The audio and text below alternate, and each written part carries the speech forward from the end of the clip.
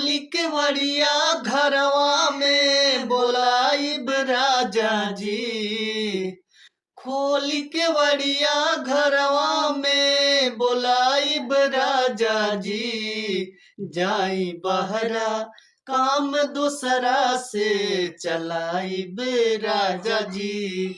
जाई बहरा काम दूसरा से चलाइब राजा जी। नमस्ते प्रणाम भैया लोग, हम कमलेश चौधरी मार बड़ भाई बूटी कमल चौधरी।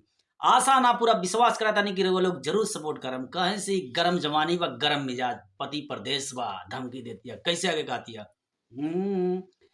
गरम बा जवानी हमर, गरम बा मिजाज हो।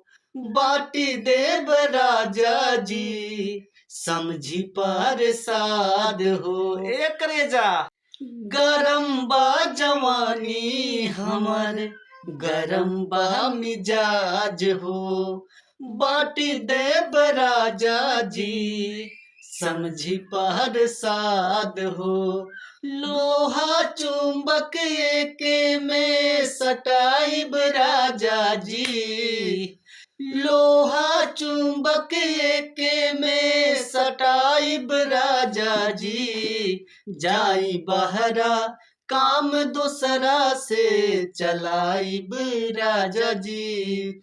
जाई बहरा काम दूसरा से चलाइब राजा जी। और आगे कहती है, उनके कैसे कहती है? पिया परदेसी हमर, बुझत नहीं खदुख हो। दिन रात रहे तोहरा रुपिया के भूख हो। पिया परदेसी हमर, बुझत नहीं खदुख हो। दिन रात रहे तोहरा रुपिया के भूख हो।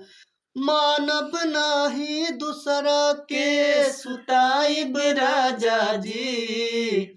मानब नाही दूसरा के सुताइब राजा जी। जाई बहरा काम दूसरा से चलाइब राजा जी। जाई बहरा काम दूसरा से चलाइब राजा जी। वीडियो ढेर सारा लाइक करे, शेयर करे, सब्सक्राइब करे। बस इतने कहे चाहता नहीं लोगों लोग से।